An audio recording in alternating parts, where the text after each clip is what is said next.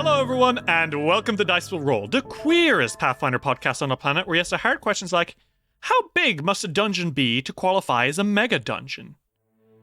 Welcome, one and all, to the newest season of Dice Will Roll, Abomination Vaults.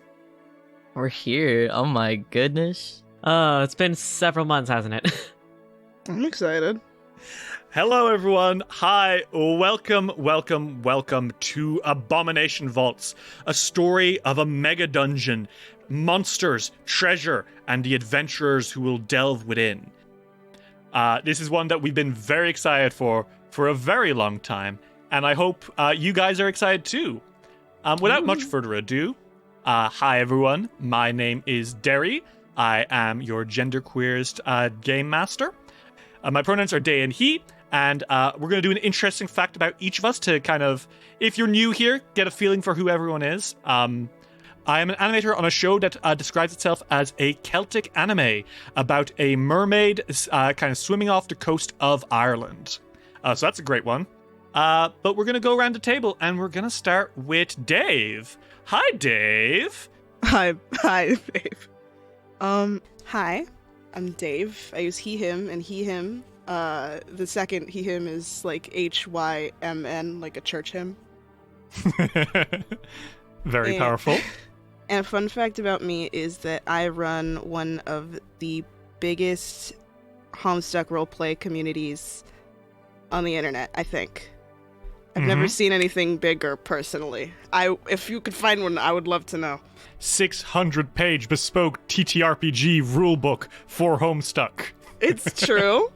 Am I paid for that? No. Is it fun? Yeah. Excellent. As always, a reminder that Dave is my partner, and we are finally moving in together after 6 years from across the world together within the next few weeks, which is great. But don't worry, that won't give him preferential treatment. I will still throw monsters at him as hard as I throw them at anyone else. He will die this campaign. Yeah, everyone will die this campaign. Relax. PPK Central. Relax. What about you, Ritz? What's up? Hi, my name is Ritz. My pronouns are also they and he. I don't prefer either.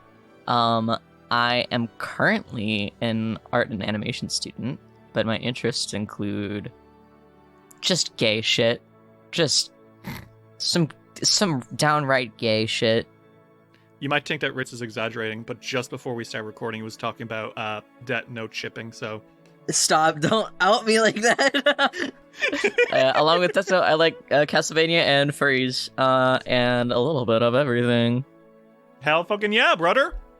And lastly, but certainly not leastly, dear sweet Luna, how are you? What's up? What's going on? Hi, I'm Luna. My pronouns are she, they. I also don't have a preference. Go fucking ham, I guess. Fun fact, it's like name a woman, Jesus Christ. Name a woman. Name a woman! I guess the fun fact would be I like witchy aesthetic stuff. I'm at yesterday was the height of my power, and I did like almost nothing except errands. There's something powerful about that. Okay. So I think you've now gotten to know us four fairly well, but we now have a real tale to tell. The story of the town of Otari, the people who live in it, and the monsters that dwell beneath it. Are we ready, everyone, to enter into Abomination Vaults? I don't know, I'm kind of scared. You should be. All right, okay.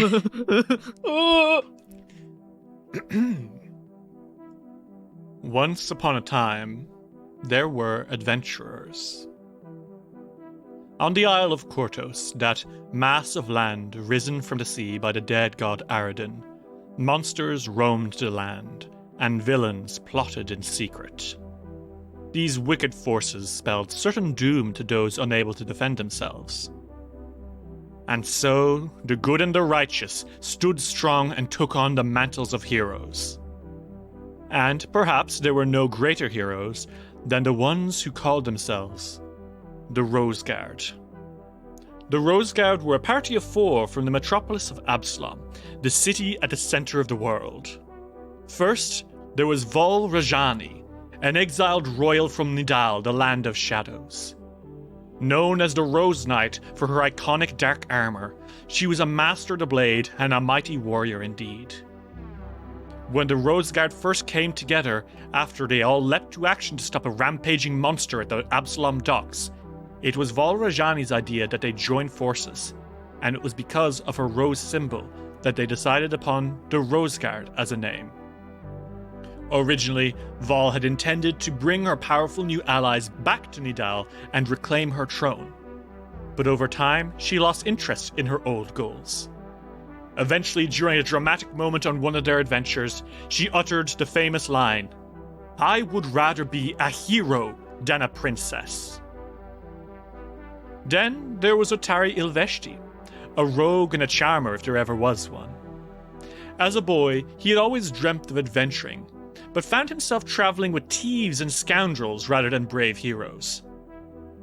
Rather than fall into ill-gotten wealth in the heist of a lifetime, Otari took down his own thieves' guild solo on the night that they intended to swindle half of Absalom, a sacrifice few would make in his place, but to Otari, honor was worth more than any gold. Zarmavdian, the dwarven wizard, was a figure shrouded in mystery. His origin is unknown, and though rumors claim he hails from one of the dwarven sky citadels in the north, even his true name is unknown, for Zarmavdian was a title given to him by a tribe in the distant Mwangi expanse. Zarmavdian was exceptionally well traveled. The title Zarmavdian can be roughly translated as the Watchful One, for Zarmavdian was observant as well as clever, and his tactical foresight saved the day just as often as his mighty spells during the adventures of the Rose Guard. Finally, there was Asaphana Memhines, a cleric of Erastil. She was the youngest of the Rose Guard when they first came together, still only a teenager.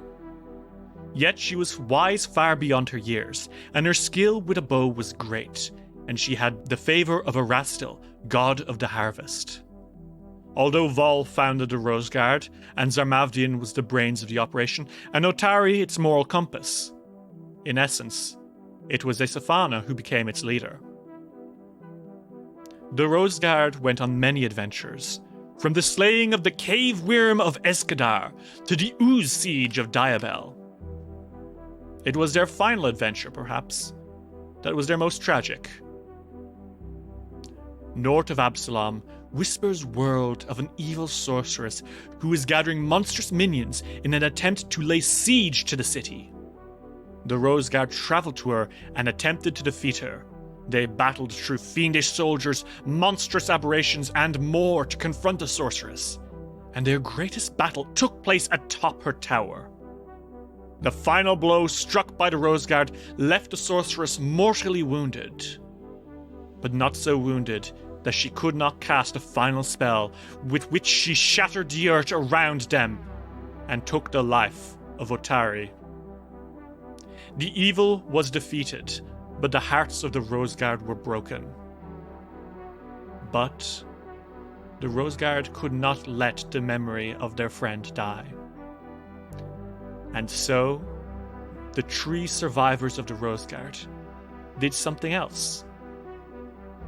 They settled down and retired, building a town off the coast of the Isle of Kortos, a town surrounded by forests and swamp, a town that they named after their dead friend, the town of Otari. 500 years have passed now since the final adventure of the Rose Guards and the founding of Otari. The town of Otari now sits in a cove just off the sea, surrounded by tall cliffs and a river which carries water from the mountains of Kortos out to the sea. The most iconic sight to see in Otari is the Giant's Wheel, a massive water wheel with a log flume that helps transport the wood of the local lumberjacks into the city of Absalom itself. A temple to Sarenrae, the goddess of the sun, of healing, and of truth, sits on the coast overlooking the crystal blue seas. There are shops, there are forges, there are stables, and there are farms. It is a town that has not seen the kind of excitement that the Rose Guard would once have seen during their travels centuries ago. Indeed, just a few days from now, it will be the 500th anniversary of the town's founding, and the Founders Festival preparations are in full swing. Children will perform plays, people will take part in games, speeches will be held for the local elections, with the most likely winner to be the incumbent mayor, Osef Menhims, descendant of the great Aesafana Menhims. Life in Otari is nothing if not peaceful. And yet, a figure pulls away from her telescope. Her brows are furrowed as she looks at the star that should not be there. Biting her lower lip, the strange woman turns, seeks out a piece of paper, and begins writing out a flyer. A flyer that reads, "Adventurers Wanted." Welcome, everyone, to Chapter 1 of Abomination Vaults. A Light in the Fog.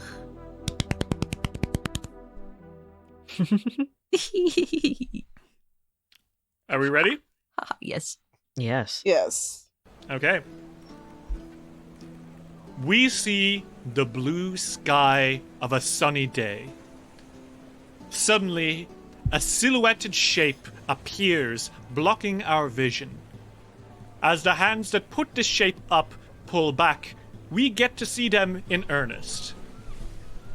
A pair of frilly, old grandmother's underwear.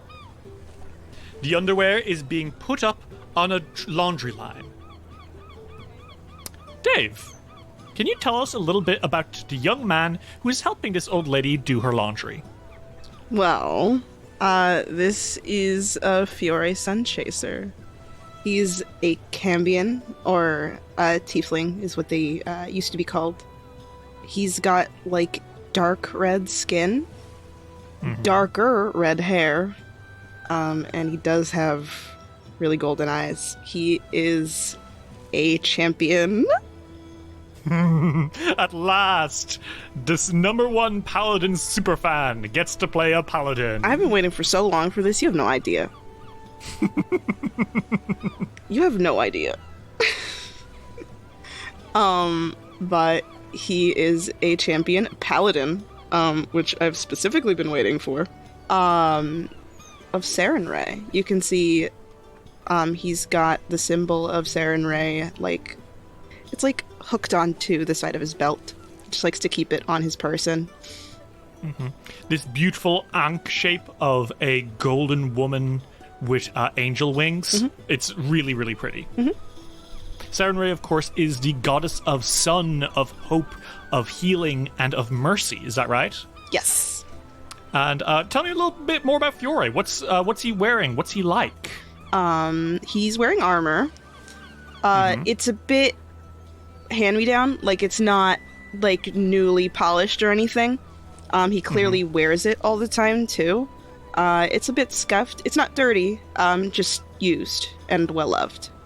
He's got a bright red shock of cloth around his shoulders, with, like sunshine triangles going on at the bottom of it. And he also has a golden nose stud and an earring. It's sort of like a cuff a bit.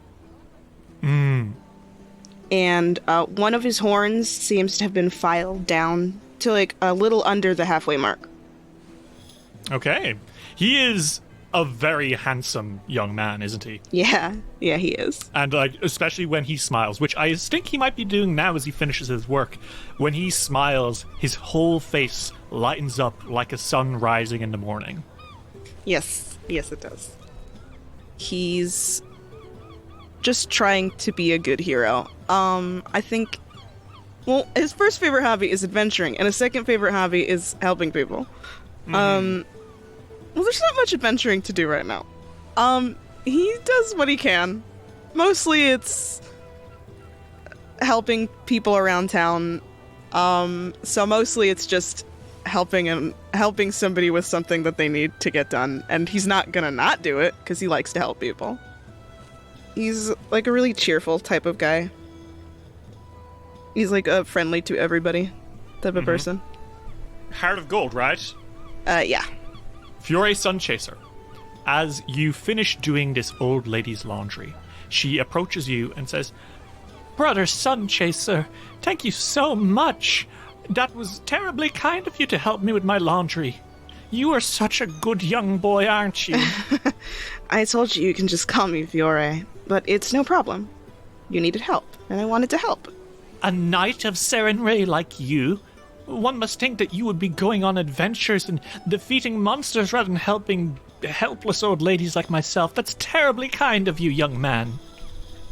I like my adventures happening here.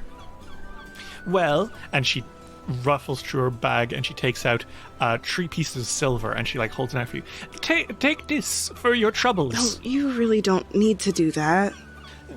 It's the least I can do, young man. No, it's really okay. Well, in that case, next time you come round, I'll simply have to make you some more stew, shan't I?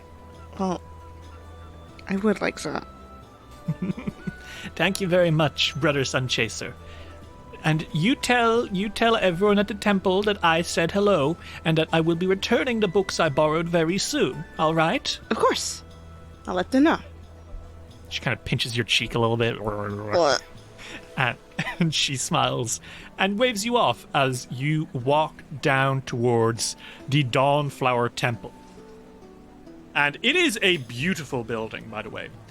Otari's largest temple stands at the town's westernmost edge at a beach standing just below the cliff top where the Otari graveyard is. The building's position allows it to catch the rays of the rising sun, which transforms the beautiful blue dome-shaped building into a glowing testament of Serenray, at least on days that aren't fogged in or overcast. It also contains an impressive library, which is open to the public.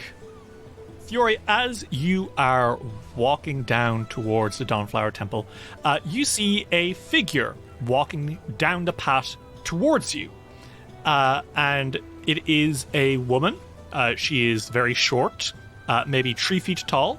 Her skin is tan and her hair is blonde. She has earrings just like you. And she wears blues, reds, and golds, the colors of Serenray, which is fitting considering that the woman you see is none other than the High Priestess of Serenray in Otari. And as she sees you, she immediately smiles a smile almost as bright as yours and waves towards you. Fiore notices her and his face lights up and he goes, "Mama!" And he runs towards her and he picks her up and he gives her a hug. Whoa! Oh, Fiore, please, you... You can put me down, Sunlight. It's all right. Sorry. He puts her down, and he looks a little sheepish. And indeed, the woman that you have just scooped up into a hug, your mama, is none other than Vandy Sunchaser, a halfling cleric of the Dawnlight. She kind of puts her hands on her hips and cocks her head at you and says, "Now where did you go, coming back smelling like flowers?" Well, I was helping Mrs. Hartley with her laundry. She looked like she was having trouble. So you decided to go make work for yourself? I got lunch first. Did you? Yes. Was it a big hearty lunch? And a sandwich.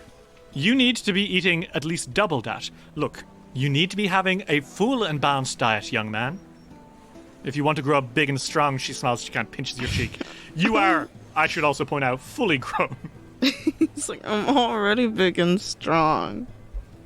I think Vandy kind of smiles a little bit coyly at you and says, I thought I told you to take the rest of the day off, Fiore. You already did so much work in the temple, and now you're going off doing more work elsewhere? Fiore huffs and he's like, well, there isn't much of anything else to do. I like doing adventure stuff, but it's not like there's heaps of that to do around here. And Fiore, as you say that, you notice Vandy making a little bit of a face. And it's a face that's like a veiled, smug smile, like she knows something. And she says, oh, yes. Now, normally that is the case, isn't it? Nothing exciting ever happens in Otari. What is that face you're making? It's just that, Fiore, perhaps I may have heard from a little bird that something appeared in town today. Yeah? He's starting to, like, lean towards her. Apparently, that woman from Rin's Wonders has put out a call for adventurers. What? That's right. He puts both hands on her shoulders. He's like, are you serious right now? I'm very serious, but don't get too excited. It might be nothing. You know that lady is curious. Yeah. She's a good soul, all things considered, but don't be disappointed if it turns out not to be some grand adventure. But I know it's something you've been looking for some time, so... Thank you. I'm really excited. Do you know if anyone else knows about this yet? She kind of makes a face, and she's like, Fiore, Otari's not really an adventuring town, is it? Well, You're the no. only one who is actively looking to do these kind of things. I wouldn't be surprised if you were the only one to go. I'd be okay. Before you go, young man, you go and you get your mother to make you, before you go and you tell your mother to go make you a second sandwich. I'm not letting you go out there on half a lunch. Okay, Mama. You go out and you show the world what you're made of. And she kisses your cheek. Mwah. He smiles, and he gives her another hug, and he's like, I'm gonna go ask Mom. How is Fiore doing as he goes in and prepares for this potential adventure that he's just heard about? At last, after all this time walking dogs and fixing windows, a real adventure awaits, maybe. He walks to what he thinks is out of earshot, and he screams. Yeah, I think he just got really excited, and he can't really help it. And then he goes, and then he walks really fast. As she walks down the beach, Vandy Sunchaser looks over her shoulder as you go in to get another sandwich from your other mom, her wife, and she smiles coyly and continues walking. Now, elsewhere in Otari, we see a figure walking through the streets. The sound of heels clack against cobblestone as this blue shape wafts through the crowds like a praying mantis among ants. He is beautiful, tall, long, platinum blonde hair, pointed ears, tanned skin, a floppy blue witch's hat and a flowing blue dress, and eyes that are the color of the night sky. No sclera, just blue. The figure walks through the crowds and stops in front of a shop which is on 100 Rosegard Street. A 3-story stone tower rising from the back half of a 1-floor wooden bookstore. A sign above the front door depicts a stack of open books with lines of magical energy rising from the pages. The name of the store is Odd Stories. And as this figure opens the door, the shopkeeper, a 60-year-old man, balding with what's left of red fiery hair, thick round glasses, and he wears a round flat cap and a big heavy green robe of the same color. As this man looks up and sees you from behind the counter, he immediately rises to his feet, slams the book closed, points at the door and says, "Out!" Oh, don't greet me like that. No, we're not doing this today, Silk. Every time you come by, it's another bunch of nonsense, and I'm not putting up with it. So just kindly turn on your heel and leave, young man. Oh, well, I'm just here to see my good friend Maury. Now, Morlibint. 3 syllables. You don't need to shorten it down to 2, for goodness sake. And as he's kind of snapping and yelling at you, another man, tan skin, mustache, suspenders, and slightly thicker black hair, comes, kind of pokes around the corner and says, "Morlibint, is that Silk?" Oh, vision of my dreams, hello. "Oh, welcome, Silk. Make yourself at home." And Thank this Morlibint fellow says, "No." So as the figure who is called Silk takes a seat under this giant floppy wizard's hat of his, Ritz, will you tell me a little bit about your character? I'd be happy to. This is Silk Witchhelm. Mm. He is, in fact, a wizard. If it wasn't obvious from his eccentric way of dressing, let's say, he is head to toe in glamour. His outfit is very, very fashionable, I'll say, though it is mostly in blues and golds. He has long, near white platinum blonde hair that reaches to about, I'd say, like, bottom of his back, maybe a bit longer. But he has these kind of curly fringe parts that frame his face. He's nicely tanned, and kind of stark contrast with that hair. And he is in fact an elf. Mm-hmm. He has those long pointy ears, which are adorned by very nice golden jewelry. It's very star themed, very sun and stars and moons. And yeah, his eyes are a kind of a deep midnight sky. He is the most beautiful man you've ever set eyes on. He's gorgeous, is the thing. What kind of person is Silk? Silk is very refined. He's a very refined, elegant kind of man, and he carries himself with a very light air to him. When he walks, it doesn't look like he weighs anything, quite honestly. Even with the way his heels click loudly, he looks like it. Everything he does is just effortless. Very graceful, very elegant. Yeah, a bit catty, a bit mysterious, in a very playful way. And I'm sure if I asked you anything about him, person-wise and history-wise, he would just give a kind smile and then not answer, right? He would take you elsewhere in the conversation, yeah. If Silk isn't interested. The Eternal Riddle, I think, is what you described him as. The Eternal Riddle, yes. I'm sure there's a double meaning to that somewhere. I'll get to it one day.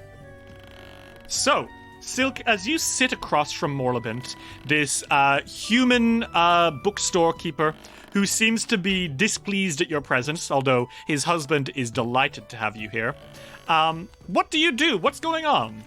Silk leans up against the counter. He's got both of his elbows on there and kind of his hands tangled together, and he leans down. And he's like, "You know, Maury, you'd have less wrinkles if you were less mean to me." I don't have any wrinkles. What are you talking about? Oh, well, anyways. Excuse me? Excuse me? Count, I don't have any wrinkles, do I? No, you don't, Maury. Don't you start with the Maury as well. What do you want, Silk? I know it's not to buy books. You don't buy books anymore. What do you want from me? Is it really so hard to believe that I just like your company? I would like your company if you didn't loiter around my store all the time. Thank you very much. Well, you're very welcome for my presence. I was just wondering what's new. What do you mean? What? Do you take me for a chronicler? Is that what you think I do? That I collect rumors from around town just to give them to you? Exactly. I don't. I'm a novelist, thank you very much. You must hear something. He's been a novelist for the last 2 years. Yeah. He's not published anything. Truly, there must be something that you do while you waste time being your little novelist. Waste time? Alright. No, nothing. I suppose there's been... And he kind of, leans back, and he's, very obviously trying to think. I suppose there were more scary sounds from the ruins of the Terci Alpaca. Someone's sure they saw a phantom down there. Oh. Goodness. Apparently, Ezra Longturner, the lady who runs the Giant's Wheel, fell in the river the other day, trying to help a young lady across. Is that something? It's certainly interesting. That's the weirdo across the street with the horns and the tail. She's put out a sign for a call to adventure outside the town hall. A call to adventure? Goodness knows what on earth she's talking about. It doesn't say anything about it. There's no bounty, there's no details, just adventurers wanted to come to Rin's Wonders or at sunset tonight. And that's really it. If you ask me, if I were to put out a call to adventure, I would say exactly what it is I expect the adventurers to be doing. It only seems like common courtesy, don't you find? Well, I suppose. Surely nothing truly that inspiring is happening in Otari. In Otari? No. The most inspiring thing is sometimes the river flows.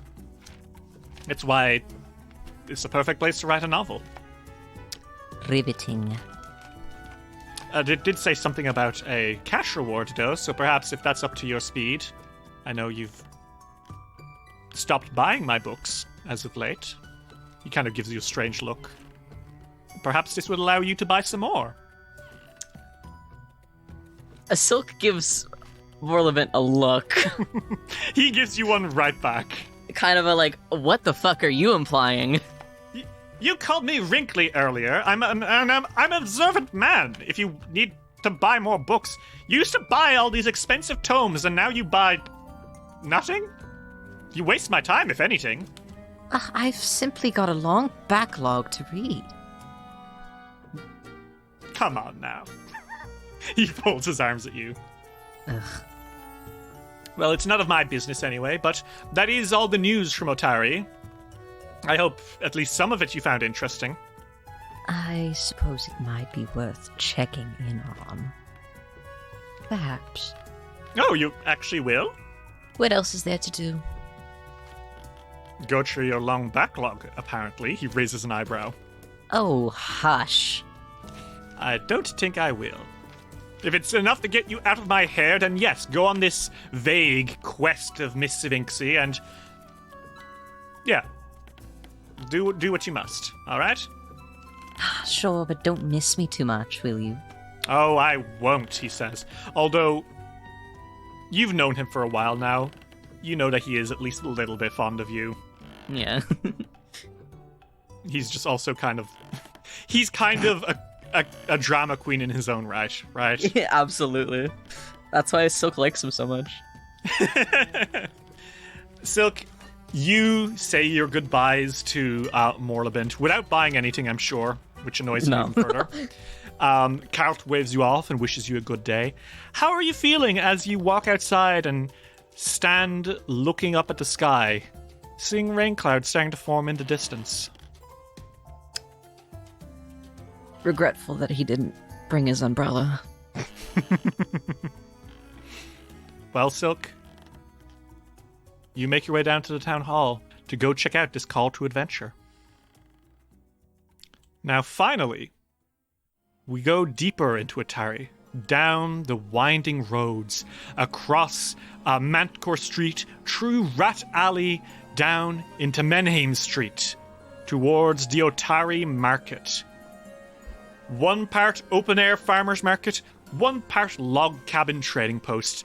The Otari market is a one-stop shop for all manner of general goods. It is open every day from dawn to dusk. And it is located on 80 Menheim Street.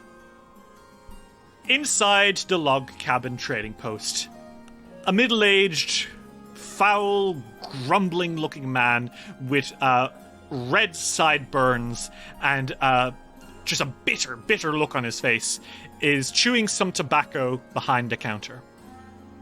However, it is then that the door opens and a figure appears carrying 2 barrels not very well and trying to stumble their way inside. The figure is also, in a word, beautiful. They are very tall, with long hair that goes from blonde to white, coming out from beneath the hood that they wear, pulled up over their head even now indoors. Shadows are cast across this figure's face, but glowing from beneath them. These beautiful, constellation-filled blue eyes. Eyes that could not certainly belong to any human. The figure is tanned, wearing, as I said, a green hooded cloak, and, as I mentioned, carrying 2 barrels, not very well. As the figure makes their way inside, they get not a single step in before the barrel crashes out of their hand and smashes into pieces on the floor, just drenching the floor with red alcohol. The man kind of jumps a little bit in his seat and comes out, and the figure struggles a little bit with the remaining barrel before they are steadied by this man. And the guy, whose name is Kilno Latinar, kind of steadies you and says, "Right, are you all right?" God, Father's gonna kill me for that one.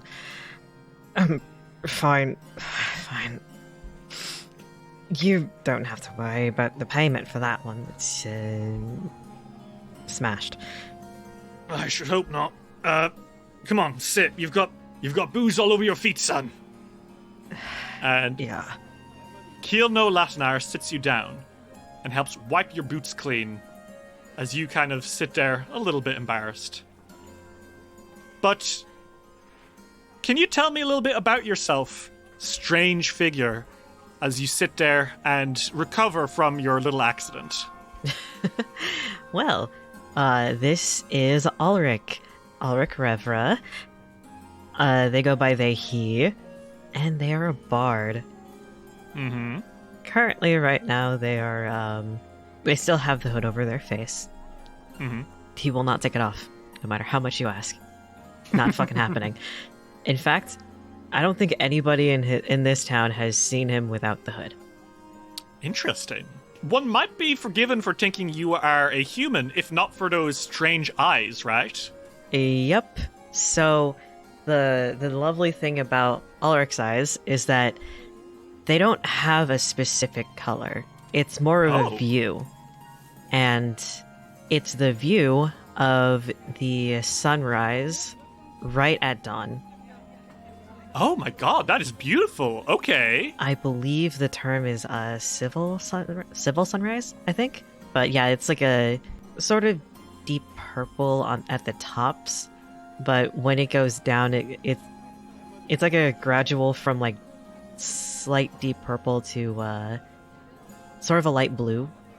God, that is beautiful. Mm-hmm. And the reflection in his eyes, they look like lens flares. Oh. So obviously these are not normal human eyes. What's up with that? No. What is this guy? Ulric is an Empyrean. Ah, the scion of the Celestials. Mm-hmm. Pathfinder Azamar, right? Yes. Awesome. Okay. Now, can you tell me a little bit about Ulric's personality? Like, what's his deal? Shy. Very shy. Incredibly shy. He doesn't talk to a lot of people, see, but there are a lot of regulars that he has seen throughout the markets, and this man helping him is one of those regulars. So he's able to talk to him, for the most part, but strangers, fuck that. This guy, yeah, Kilno is a family friend, right? Yes. That's the only reason you're able to easily talk to him. Oh yeah. He does business with his family, and both of his parents own a winery and a vineyard. They're vintners. So yeah, he accidentally spilled a barrel of his parents' wine. Yeah, his dad's gonna kill him, I'm sure. Gonna have to. Well, he he says kill, but his parents aren't exactly like the raise their voice type. They're more just like the again. Oh, poor Alrick. One barrel at a time, dude. It's like, I'm sorry, I wanted to expedite this. As you are cleaned up, Kilno kind of folds his arms and says, "You all right? Not too shaken up? That was a big smash, you sir." No, I'm fine. It's nothing really. I think I've suffered worse falls. Yeah. Still, to smash a barrel like that takes some advanced levels of clumsiness, my friend. Oh, listen. We can't all be that. We can't all be big, strong, burly men. Yeah, obviously not. Listen, Alrick. I have my way around the bow, not exactly a sword. Yeah, I want to actually talk to you about that. Why don't you do that more? Obviously, your skills are less in being a market runner and more in actually, shooting that bow ting, singing those songs of yours, reading them books.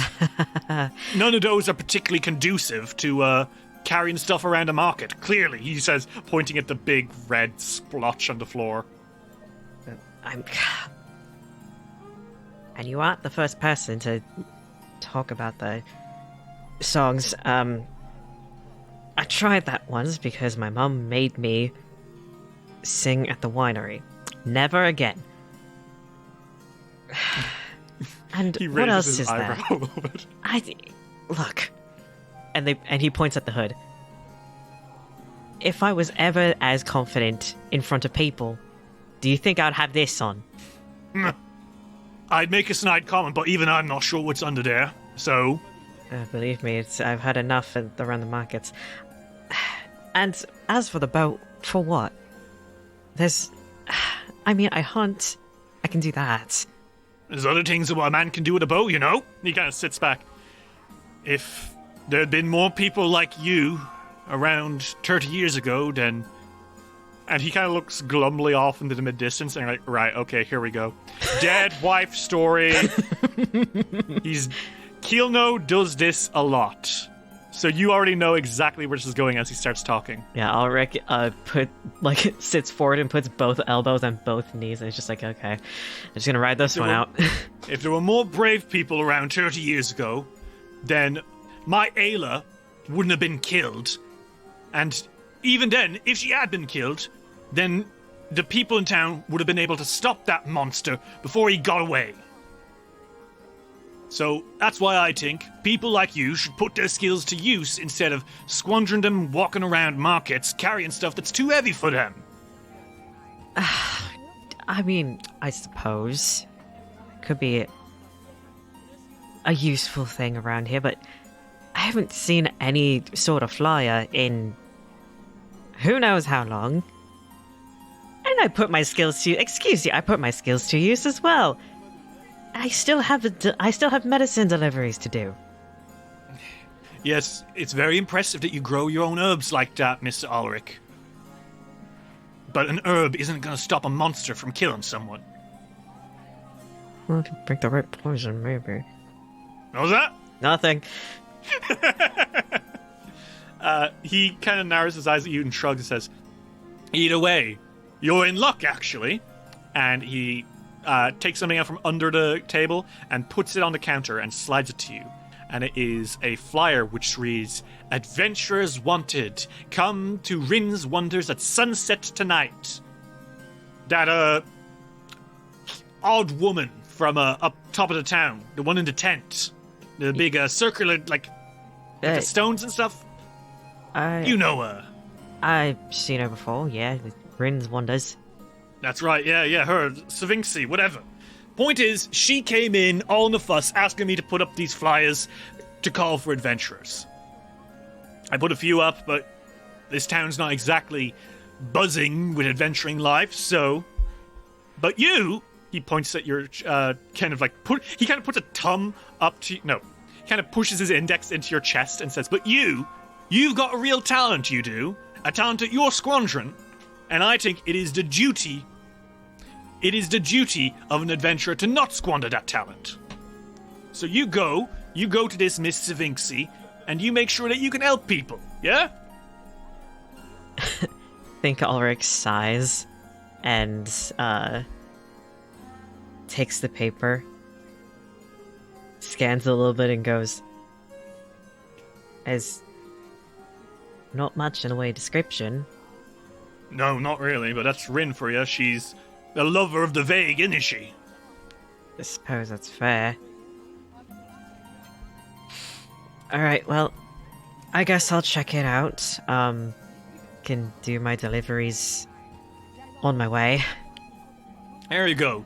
Just like the stories that you love so much with all those old adventurers. Okay, alright. I know I read too much. I've heard it too much from everybody else. Oh, it's good. It's good. It's good to honor those old adventurers, like Aesafana Menhims and Vol Rajani. You know, it's good. Keep it up.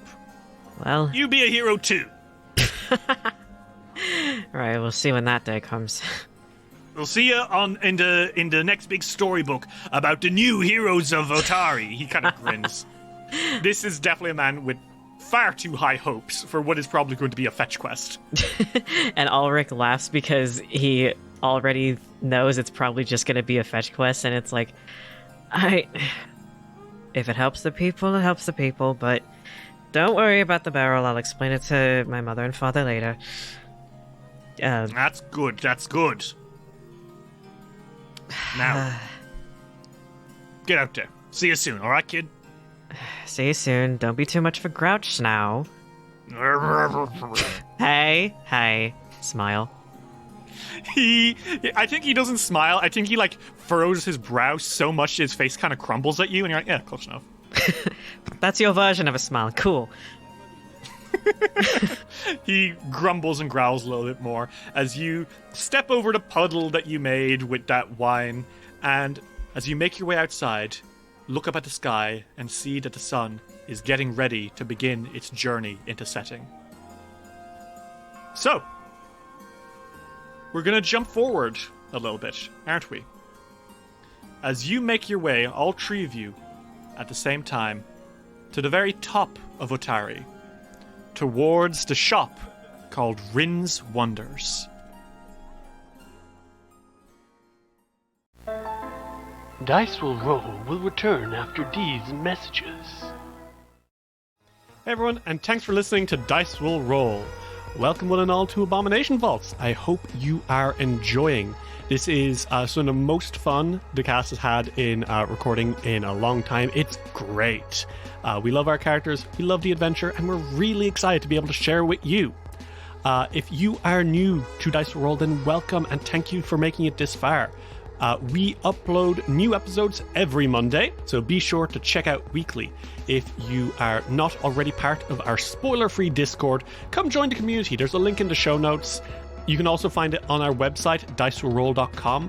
The Discord community is fantastic. It's a huge reason why we push so hard to make the best episodes of this show possible, and we can't be grateful enough for them. So if you're not already part of it, come join it. We've got fan art, we've got episode discussion, we've got general tabletop talk. It's great. If you're looking for a hub for queer TTRPG fans, this is the place for you.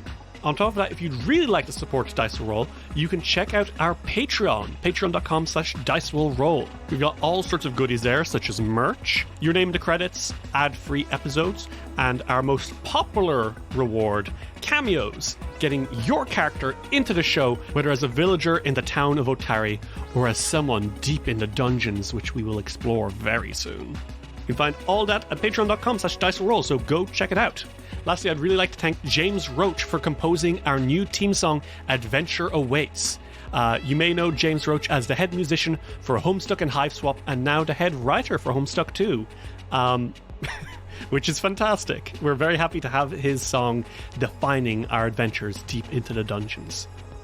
And when you finish the episode, be sure to leave us a review on Spotify, Apple Podcasts, Podchaser, wherever you're listening right now. Please leave us a review, help us grow the show, and the best thing you can do is to try get a friend to listen to Dice Roll. If you've been enjoying this, get a buddy to listen to it as well, talk about it weekly, and help get this show rolling. Just as we start a new season, this is prime time to get Dice Roll out on the airwaves to lots of new people and share our adventures with them. That's all for now, everyone. Thank you so much for listening. Enjoy the rest of the episode. And as always, keep it rolling. We now return to Dice Will Roll. So, Alrick, Fior, and Silk, the three of you make your way towards this strange shop on 60 Osprey Street. This curio shop bears no sign, but locals know it as Rin's Wonders, a truly curious curio shop. The structure consists of a ring of what appears to be standing stones arranged in a circle surrounding a 15-foot high dome of wooden beams covered with triangular pieces of canvas. Closer inspection of the standing stones revealed that they're also made of wood frames and canvas, painted to resemble granite. The area between the central dome and the surrounding circle is a collection of other dome-shaped tents used to store the shop's wares. When it's not raining, the fabric of these domes is pulled aside so people can admire what's for sale in the light of the sun, or the light of the moon for that matter, as Rin's Wonders is always open. The three of you arrive around the same time, and I think each of you is individually surprised to see that anyone else came for this. Otari is, as I've said, not a town of adventurers. As you enter this store, you can see that there is just stuff everywhere. Hanging from the ceiling are countless charms. There's like statuettes standing on like freestanding cabinets, and inside those cabinets you can see like a strange handkerchief is held, for example, in a glass case. There are runestones just kind of like decorating a piece of wall art. There are cantrip decks. There's a jade statuette of a cat. There's a beautiful mannequin adorned with countless pieces of mismatched fashion. This seems to be kind of a shop that sells just about anything. And then there's the woman inside. Rin Sivinxi. She is a curious-looking person indeed. As she kind of steps forward, you see that she has long white hair, which has kind of green, like pale green streaks in it here and there. She wears a kind of like maximalist outfit. There's like a lot of robes and jewelry everywhere. She jingles as she walks around. Because she just has so much jewelry everywhere, all hanging from like her wrists, her ankles, her neck. She has 3 different necklaces on, but somehow she makes it work. Her eyes are totally white, like that of a blind seer. Her ears are pointed, and coming from her behind is a long, feathery, red, white, and gold tail, marking her as a Ganzi, the children of the Proteans, those chaos-born worms of the Maelstrom. And as you kind of like all make your way inside, she seems delighted that you all came, but also not surprised. She turns and smiles and says, "Ah! Welcome everyone, welcome! My name is Rin Sivinxi. Welcome to Rin's Wonders, one and all." Well, hello. Hi, it's nice to meet you. It is nice to meet you as well, traveler. I must assume if you've come here at sunset on this specific day, then you have not just come here to browse my many wares. Could it be that the 3 of you have come here in search of adventure? Yes. More curiosity on my end. Was told about the lawyer. Oh, yes, wonderful. Well, then all of you have come for your own reasons then, Well, I must apologize then. I foresaw you coming, but I also did not prepare properly in time. So if you give me just a minute, Reen Sphinxy shall return. But first, she has to go get everything ready. Talk among yourselves, browse my wares. I'll be right back, yes? Sure, of course. Thank you so much. Enjoy. Be right back, yes. And she kind of dashes out of this, she seems to be going deeper into the tent. There are no corners in this place. Everything is round, but she kind of, winds around, a strange path in the tent. You don't even know how there could be a path. This is a weird place. All three of you are a little befuddled by her mannerisms. Yeah, Silk's got, his eyes, his eyebrows, all the way up. But the three of you are left with one another in private now. You may know each other vaguely. You all inhabit the same town. In fact, we're going to do something real quick. Oh. Okay. Before this campaign started, asked each of you for 3 rumors. 1 true, 1 false, and 1 partially true, but not entirely. I'm going to ask each of you to roll me a d3 for both people around you. So, for example, Silk, you'll roll 2d3, 1 for Alrick, 1 for Fior. And I will tell you a rumor that you know about this person. But you won't know if it's true, false, or kinda true. Okay. Okay. You have each rolled your first dice of the campaign. How does it feel? Good. Exciting. So, we'll start with Fiore, because Fiore, you kind of lean back and look these guys up and down. They're both very pretty, but then again, you're pretty too. That's true. So, what you have heard about these guys, what you know about Silk, is that he's, from what you've heard, kind of a crazy gossip. He will take a rumor and run with it and talk about it to anyone that will listen. That being said, if you asked him if he was a gossip, he would never admit it. That's real. Meanwhile, this Alrick fellow, you take a look at him, and from what you know, this guy is maybe a druid of some sort. Not necessarily by class, but by creed. From what you understand, he spends a lot of time growing plants and practicing strange magics based on them. Mm-hmm. You've heard the word witch be thrown around sometimes too, but you're pretty sure that isn't how it works. Maybe.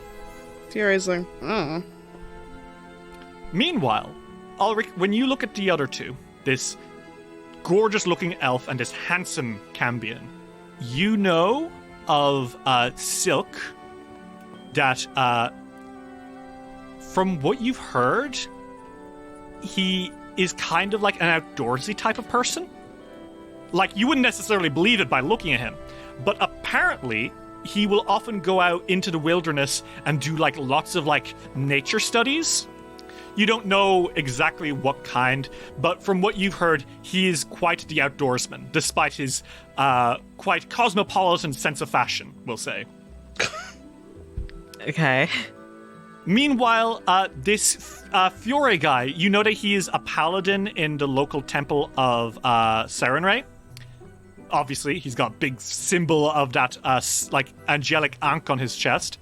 But you also heard that he maybe moved here when he was in his teenage years, after maybe a less than ideal childhood, is what you've kind of heard down the grapevine. Apparently it was a big deal a few years ago. And Silk, what you know about Alrick and Fiore here. Alrick, you've heard, has something strange under his hood. There's a reason that they never take the hood down. Something bizarre must be under there. Maybe they've got antennas, or maybe they're bald. You don't know. But there's something strange under that hood. Why else would someone keep a hood up all the time, if not to hide something? That's true. But for Fiore, what you know is perhaps a little more concerning. You've heard a less than charitable nickname be used for Mr. Fiore. Oh. Because most people in town love him. But every once in a while you will hear whispers about the cursed paladin. Apparently, Fiore has some great evil in his soul. One that came from somewhere else than himself. Interesting. Very interesting. So, I'll let you guys interact with each other now, because Rin's still off doing something. You hear a lot of crashing from the back. You hear her go, Is she okay? She's most likely fine. Quite the character she is, no? Very much so. Silk steps forward and he turns on his heel and kind of bows a little bit towards both of them, and he's like, Silk Witch Hell. Oh, I've seen you around town. I hadn't introduced myself though. Hi, I'm Fiore Sunchaser. He holds out a hand. Silk takes it. He's got a firm grip, and he gives you a handshake. Silk's hand is very fucking dainty, and he's shocked how firm your hand grip is. I am Alrick, Revra. I believe I've seen both of you around. I think, at least. I wasn't aware there was anybody else that was interested in stuff like this. Somewhat surprising, I'll give you that.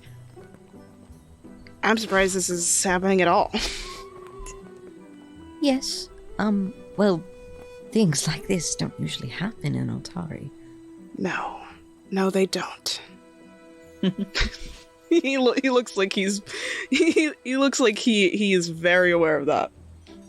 So, how could I pass up the chance to know what's going on? And you two handsome boys, why are you here? Alrick, you can't see the physical blush behind the hood because the shadows like go over his cheeks. But if you look at his eyes, which very quickly turn away, there are pink clouds that roll in. That's so cute. Ooh. I love them. And they go, I heard about the Flyer from a family friend in the markets. My mother told me about it. I was coming back from helping somebody with laundry. I was getting a little tired of the most intense adventure being a kobold in the basement. Even that seems a bit much for Otari. It was a rare occasion. Best I've heard of it. Whatever this is, I hope it's no waste of time. Well, nothing is a waste of time, but I do hope that it's something interesting. Well, we see if she ever comes back from the back. If she hasn't fallen into some pond. And just as you question if she's dead or not, spinning around the corner comes Rin Sivinxi, and she says, "Hello everyone, I have it. I'm so sorry for making you wait. And just in time, see how the night sky has come above us." And indeed, sunset is over now. The moon has risen, and the stars are starting to come out. Come this way, everyone. Out into the... And she kind of like brings you up to the back, like outside the tent to the back where there's a hill that can kind of like get a good view of kind of the land around Otari, you know? Mm-hmm. And she says, this way. And she walks you down a street, out to the edge of town, up to that hill, and she sets up the telescope. And you each kind of give each other a look of like, As she plops it down, kind of clinks it out, and starts looking through it and says, "Do any of you ever do stargazing?" Oh, yes. Alrick meekly raises a hand. Not that often, but I'm not a stranger to it. Ah, wonderful, wonderful. It's so good, so good. Well, I myself, I consider myself a child of the stars. I follow the cosmic caravan, of course. Would you guys like to make me a religion check? Our first check of the campaign. Sure. Yes. Sure. Except for you, Alrick. Because you can make a bardic lore check. Oh, yeah. Because you are an enigma bard, first and foremost. You care above all else about stories. And one of the things that you get because of that is bardic lore, which is a lore skill that you can roll on any topic. But the trade-off is you can't increase its proficiency, so you will always be trained in this. Okay. You can at higher levels, but Abomination Vaults isn't going to get to that level. So yeah. you're stuck with trained. We...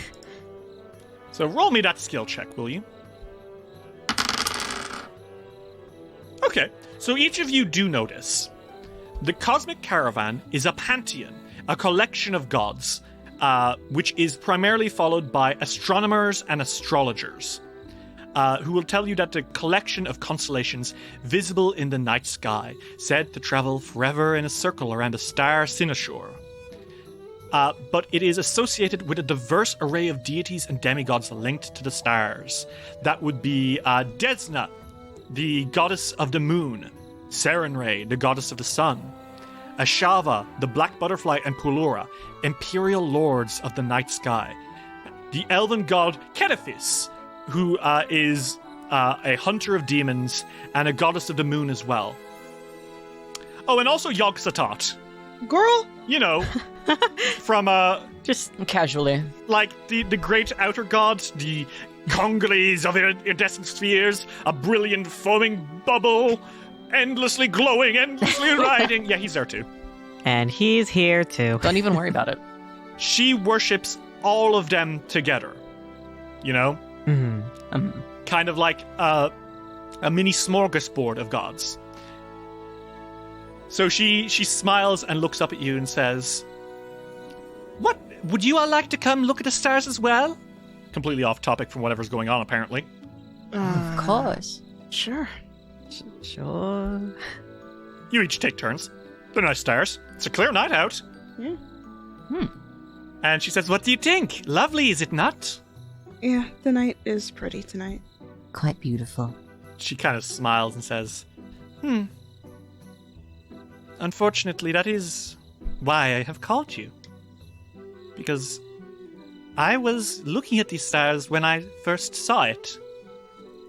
And she swivels that telescope down slightly and says, "Would you look through it once more, adventurers?" Sure. Of course. Fiore, you kind of kneel down a little bit, or you kind of like crouch down a little bit to look through, and your eyes widen. Because she isn't pointing it at the sky anymore. She's pointing it off to the northeast, to this, like, through the forest that surround Otari, which makes it exceptionally strange when you can still see a star off in the distance beyond the trees. A white, glowing light awaits you. Huh? And she kind of like steps forward and says, "You see it, yes? Yeah. Come, friend Silk, friend Alrick, take a look at this strange light." He takes a step back and he's just like, "What on Galarian is that?" I think Silk very quickly cuts in front of Alrick. He's like, "No waiting." My turn. Yeah, Silk, there is a light.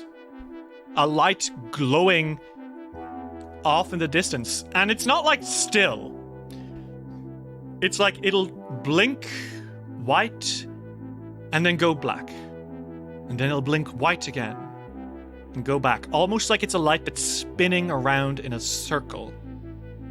Well, that doesn't belong there, does it? Nope.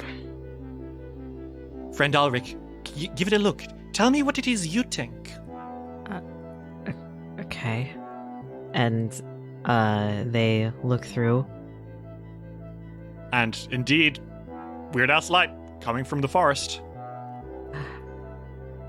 It is strange, is it not? I've never seen this light before. Not until last night. How long do you think that perhaps it has been there?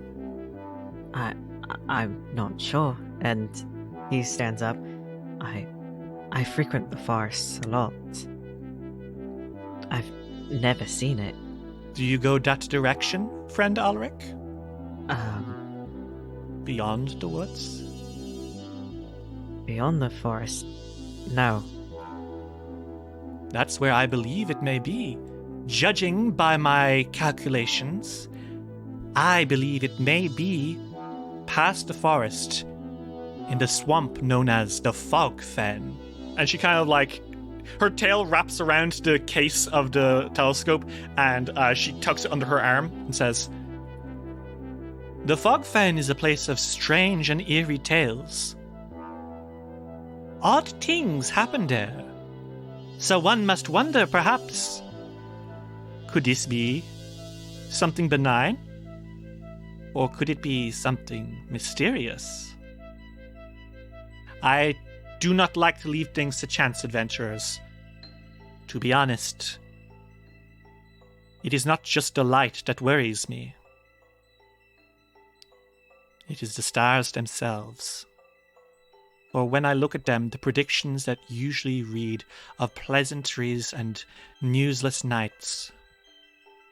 Recently, the stars, they have spelled doom for Otari." Doom. Yes, doom. D-O-O-M. That is what the stars say. Verbatim. Of course, I see doom everywhere. It's mostly because of the hounds. But Are the hounds? yes, it's why my house is completely round. No corners. The hounds can't get me. You're quite keen on just saying things. Are you Oh, okay? it makes perfect sense. It's the hounds. They come through the corners. Anyway, that's not important. We are not talking about the intimate dimensional dogs from beyond our world. No, we talk about that light. These spells are real and true doom. For some reason, the stars seem almost afraid. And that is why I ask you three. You three will go down to this strange place, yes? You will find what the light is and set everything right, yes? Well, of course, I'll help you. You're sure it's something? It's not just some stray camper? Do you think a camper can make a light quite so bright? Not long term. I don't know, perhaps it's some wandering wizard.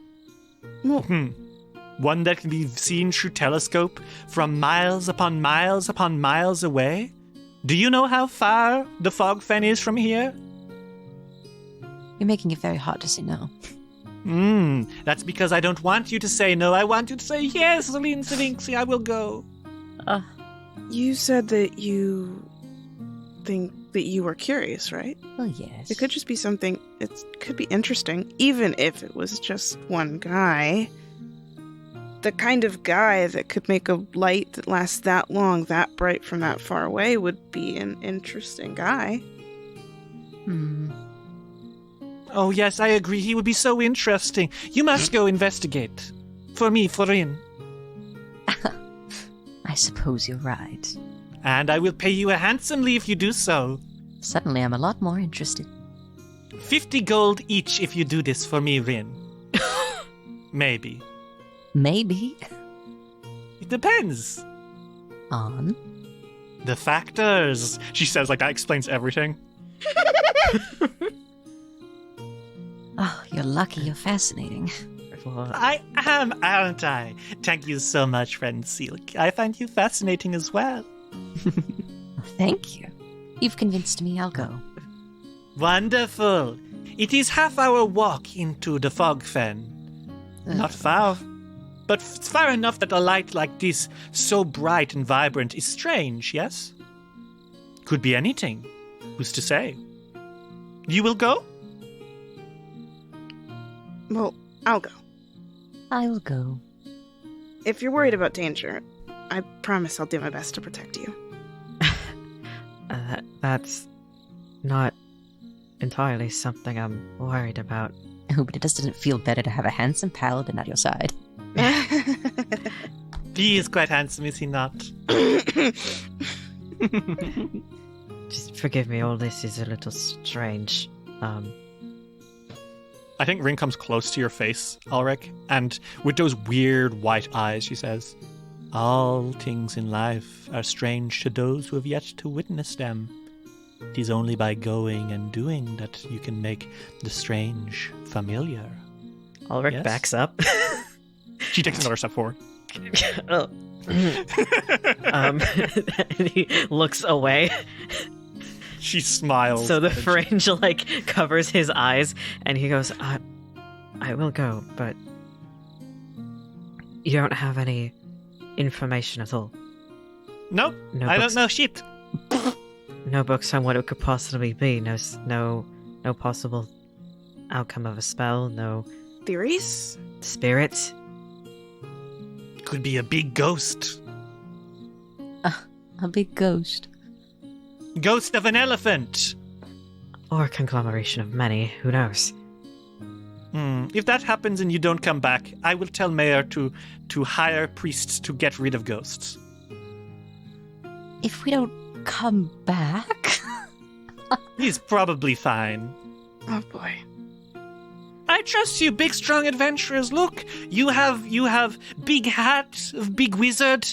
He's got sword. Look at him. You've got cool bow and a mysterious hood and beautiful scimitar. eyes. And Ulrich looks away again. How can we argue with that?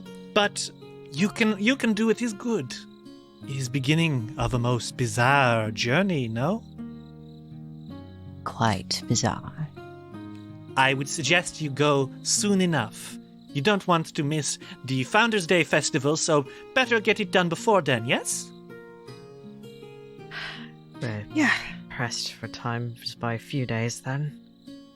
It's probably quick job. But maybe it is grand adventure waiting to happen. Who knows? And Rin Sphinxy smiles. And as she does, 2 words appear before you all. Quest accepted. Oh god. And I now open up the quest log. Oh my god. We is got so a cute. fucking... I have a quest log, Forian's quest tracker for Foundry VTT. and you have one quest. A light in the fog from Rin Sphinxy. That's so It's like a video game. This is And it has the actually- rewards on it. It has the Wait, rewards. it It tells has you to the it has the Whoa. treasure that you will get for doing this, and it tells you your description of the quest, which is Rin Sphinxy has spotted something strange in her telescope. There's an odd glow out in the Fogfen, and it's getting brighter every night.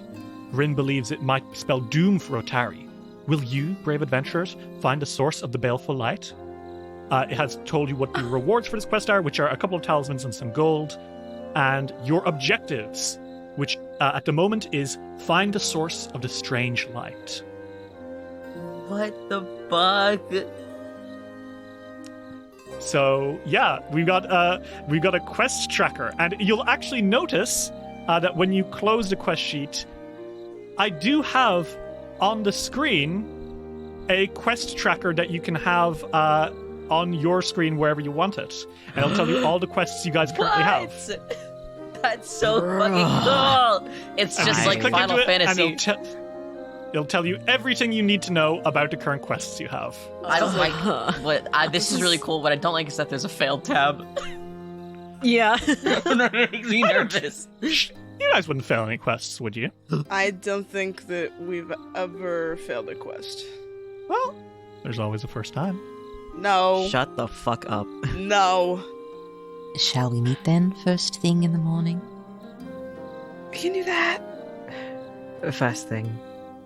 Forest is close by to me. I can meet you guys there. Sure.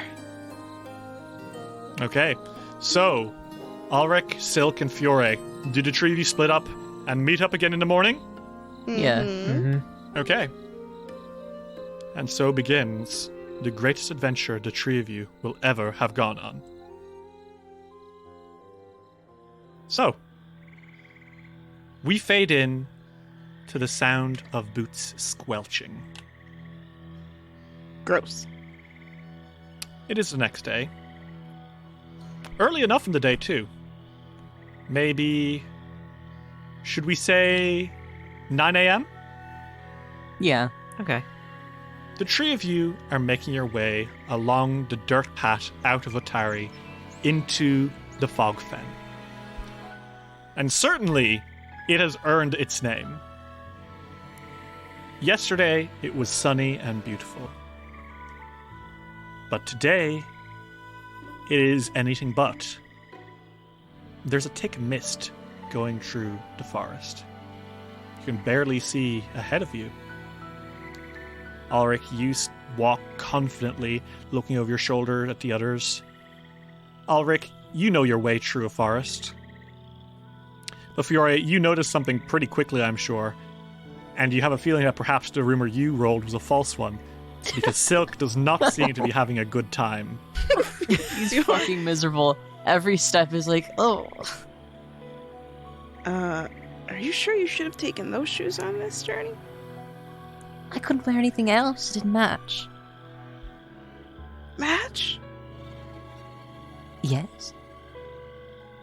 Okay. Well, you could tie your outfit up a little bit if you're worried about it getting muddy. Oh, it's not the skirt I'm worried about. He's probably already got that like in his hands bunched up a little bit. He does have like some baggy pants underneath the very long pleated skirt he wears. He's just so fucking sad about his shoes. It's okay. You can get them shined afterwards. But I'll know they were dirty. What? Of course they were. You wore them. In a swamp? Well, you did choose to go. Yes, but I didn't think it'd be this gross. It's a swamp. A swamp that better be worth it at the end. I'm sure it will be. Alrick, how are you doing as these two are bantering? Alrick, I think, is watching the trees and the floor to see if there are any tracks or any herbs that he could find useful. He has basically an encyclopedic knowledge of every herb that's near Otari, so he knows everything about it, and he's like, oh, maybe this will be useful. I think every once in a while you maybe like stop and quickly like pick a few sprouts. Yeah, I feel like he's ahead of them enough to the point where even if he like stops to pick something up, he'll still be in the lead. Okay. Silk and Fiore, I assume, Alric, you're not being... Are you being subtle about it, actually? Or what? I feel like he thinks with the pace that he has on the both of them, he knows that he's not like all that subtle about it, but like he doesn't care. Okay. Alric, you're doing this. Silk and Fiore, you see him doing this, and you're like, is he picking like plants? What's going on? And Fiore, of course, you know, yeah, witch stuff. Fiore's like, I see. Hmm? Well, I heard Alrick's like a witch or something. What? Yeah. Well, I don't know for sure, but it looks like he's picking herbs and stuff for spells. Oh, maybe that's what he's hiding under his hat. A Do witches- small witch hat. I think I is that what they do? I don't know, I'm not a witch. Are you? Clearly, I'm a wizard. Yeah, I thought so. This is like a few meters away, give or take. Mm. And then Ulrich shouts back, not a witch hat, I don't think. It's not that under there. You don't think? I hope you know what's under there. Oh, I do. Most don't, though. That's fair. He turns back to... because he saw another herb. Also, which isn't the correct term. Herbalist. Oh. Cool. I know a little bit about that stuff, about, like, edible plants and foraging and stuff, but I haven't done it in a long time. Well, I have someone with a grand knowledge on herbs, so if you ever want to pick it up again, let me know. I have too many books. I'd really like that. Actually, here. And he takes out a field guide from his back pouch and tosses it to He was Fiore. just carrying it on him? He was carrying it. Listen, he was carrying it in case he was wrong. He's not wrong, but he wants to double check. I mean, if you're gonna be foraging in the woods at all, like, you're supposed to carry a field guide with you. Yeah. Yeah. I suppose. Can you tell that I spend most of my time in the city? I make cartoons for a living. God damn it. The reason is because if you pick the wrong thing, you can die. Yep. Not me, I'm different. It's that one scene in fucking Avatar with Uncle Hyro of like, this is either this one plant that makes delectable tea or deadly poison. Yeah, that's basically how it can be. So, I think you guys are like chuckling about this when suddenly you pass the tree line of the swamp, and that's when you see it. It's the source of the light, but it doesn't make a lick of sense. Because here, standing a little way off the shore of the swamp, in like the brackish lake nearby, there's a little island. And on the island there are a load of ruins. But standing tall and looming above the ruins, tall, proud, and ancient, is the last thing you would expect to see. It's a lighthouse. Oh shit. Uh-oh. A lighthouse made of stone bricks, standing maybe 100, 200 feet tall, far, far away from the sea itself. And shimmering from the top is a strange, ghostly light. What the hell is this doing here? Fiore Huh. looks so excited that he could pass out. Silk looks pleasantly intrigued. What is this? What would a lighthouse be doing out here? I don't know. Ah. We're just staring at it right now. We can't actually figure out what this is doing here without going ahead. Why don't No. we go over? Maybe it'll be less muddy. Don't get my hopes up. Fiore started power walking towards him. Oh my god. To catch up with Fiore, Silk uses Warp Step. He's like, oh, So tell me what Warp Step does. It's one of your cantrips, right? Yes, it is a cantrip. It has 2 actions. When you walk, the earth warps beneath your feet. Your steps extend, distance contracts, and everything is just a little bit closer. I gain plus 5 foot status bonus to my speed until the end of my turn, so I can just keep doing this because it's a cantrip. Okay, so you're basically like making these hand signs as you like whoop, whoop, whoop. Yeah. All right, fellas. Would you like to walk into the ruins before you? yeah. Anything to get out of this fucking mud. Okay. The sound of frogs and mosquitoes mixes with water sloshing against muddy shores, all muffled by the ever-present mists that linger in the Fogfen. As the mists clear, a shadow looms from the cloying swamp vapors. A sprawling ruin of stone and wood squats atop an island in the soggy marsh. The upper floors have largely collapsed, leaving only the stone walls of the ground floor intact. Above these ruins towers an out-of-place monument, a colossal lighthouse whose walls and iron-creased crown have resisted the corrosive effects of the surrounding swamp. Whoa. This is way more than I thought it'd be. Well, at least it's solid land to step on. And quite more menacing than through a telescope. It's far away. Well, why don't we check inside? Come along now. Rose? Here. I'll open the door just in case. Oh, so brave. I don't want you to get hurt. He sort of, I think he takes, like, the hilt of his sword to see if he can push the door open. Yeah, it gives way pretty quickly. Ah, okay. Not locked or anything. What's in front of you is a watchtower out the front. It connects the mainland to the island that the rest of the ruins are on. Swats of mildew and mold cover the damp surfaces of this tower, appearing as green and black smears on the dull stone walls.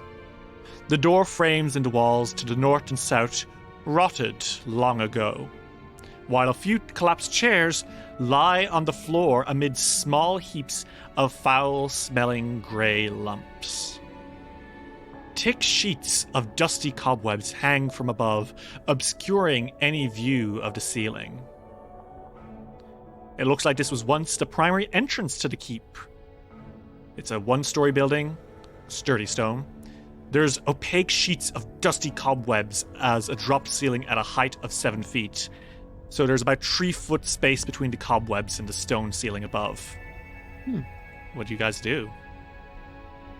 Whoa. Why don't you guys... I'm not that you're not strong, but... You are both spellcasters, right? How could you tell? The wizard hat. I'm talking about being a wizard. And the spells that made you move fast. Alrick says you're off, right? As they take out their bow and take out an arrow from under their cloak. That's a good idea. I'm in good hands.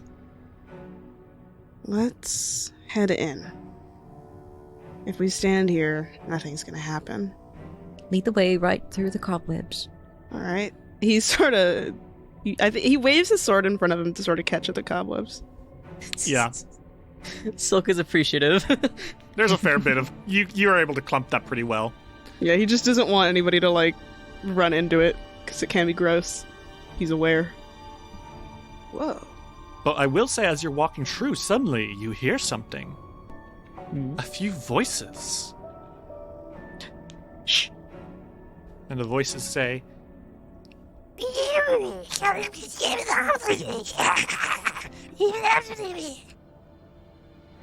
And obviously, Silk and Alrick, the two of you, glance at each other like, what the fuck? Yeah. But, Fiore, you actually do understand what the voices are saying. Uh-huh. Because you immediately recognize it as Sakvrot, also sometimes called Undercommon, the language of subterranean civilizations. And the voice says, Welcome, travelers, to our keep. We are fairies. Fairies come to play with you. and then you hear a few coming from elsewhere. Oh, hi. What brings you here, travelers, to the den of the fairies? There was just a really bright light from where our town is. And we traveled towards it, and it was here. Most curious. What's going on? Unsure? Sorry, they speak Sakvrath. Oh. Carry on, I guess. Give me a minute. You come here to look for stuff. We have stuff. Most impressive stuff. Do you see the lumps on the floor? And there are some like weird gray lumps. Oh. Magic pixie mud. Eat the magic pixie mud. It'll give you magic powers. I don't think any of You us should. need that. You should. We're pixies and it's our magic pixie mud. We're not gonna eat the mud.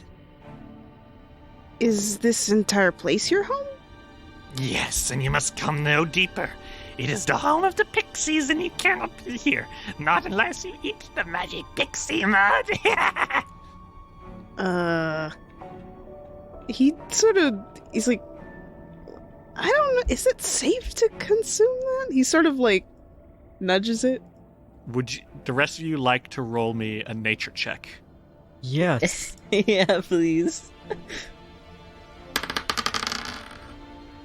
Alrick, you're not so sure. You're like, what is that? Weird. Silk, you immediately know what that is. You've used it before in your concoctions. And your face turns gray. Because that, my friend, is gremlin poop.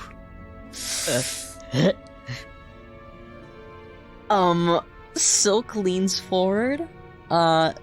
He puts a gentle hand onto Fior's shoulder and whispers, You really do not want to touch that. Hmm? Trust me. That's shit. Give me a minute. So, this is your magic pixie mud. Yes. We've never met before. And as adventurers, we don't always know what's safe to eat or not. Do you think... You can freely promise it's safe Well- to eat. Why don't you try it first? No, it's poison to us pixies. We can't eat our own pixie mud. That doesn't make sense. Nuh-uh. Why can't you do that? Poison. Why would it be poison to you if you make it? It's just how it works. Now eat the magic pixie mud. I don't even know your name. One throws a rock at you from the shadows. He catches it. Make me a reflex save. Make me a reflex save. Let's see if you can do this. Okay, let's see. Yeah, 12. A 12 will do it. This is your very low level. A rock flies at you and Fiora. You like raise your hand and catch it, and you look up, and in the shadows, above the cobwebs, kind of slinking over the walls, you see 3 figures.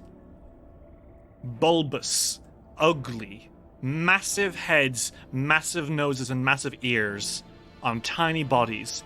Just the ugliest looking creatures you've ever seen. Oh my god, is it my favorite creature in the entirety of Pathfinder? It is none other than a trio of awful, nasty, disgusting mitflits. Yes! I love these oh guys. my fucking god.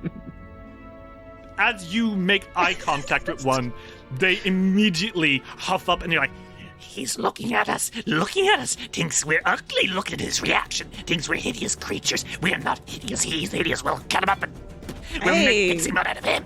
Yeah. and they start throwing more rocks, and suddenly they're jumping up and down and scampering, and it looks like they're ready to come down and get you. And everyone, for the first time in the campaign, I'd like you all to roll me initiative. Oh boy. 22. 12. 18. So, top of the order is gonna be Silk. Silk, as these creatures, these awful-looking little gremlins with their big bloated noses and ears and eyes and Jesus, these things are awful to look at. You know that midflits are a type of gremlin, and that they hate how they look, and they assume everyone else also hates them, which just makes them angrier. And you know that they're pretty nasty creatures. As they're jumping down and like snapping their teeth at you and gibbering away in their underground language, what do you do? Silk is going to take out an item. Mm-hmm. I don't know if anyone has noticed this item on his hip thus far, but he takes it out and he points it at one of these little shitheads. And he shoots a gun at it. What? It is a long silver pistol that he takes out from his hip and he shoots this fucking creature. So, Silk, you have a dueling pistol. You are untrained in the dueling pistol at the moment. You'll be able to get properly trained at it soon. We'll say you're out of practice. This gun is also your arcane focus, whereas many wizards might use a wand or a staff or an amulet. You use a pistol, because you're a refined gentleman. Yes. A gun wizard. A gun wizard. Your curriculum is the School of Unified Magical Theory, which you eschew the idea that magic can be neatly expressed by the teachings of any single school or college, and instead you're focusing on finding your own theory, perhaps bearing your name? But one of the things you get from being a member of the School of Unified Magical Theory is the focus spell, Hand of the Apprentice. Now, what Hand of the Apprentice normally does is you can basically make a ranged attack with a weapon as it flies out of your hand and comes back. I will allow it to do the following. No, not throw your gun. You just shoot a fucking magic blast out of it at people. Yeah. And automatically reload it. You'll shoot an arcane bullet at the creature. That's better. Would you like to roll me a spell attack roll against one of the midflits? I would. That is going to be a 25. Well, that's a critical hit. That is 10 above his AC. So Okay. I just get the first crit of the fucking first campaign attack already. roll is a crit. Okay, Silk. So you'll roll me the damage plus double damage plus your intelligence modifier times 2. Oh my god, no. Wait, this is your gun has the fatal trait. Oh my god. On a critical hit, instead of doing d6s, you do d10s.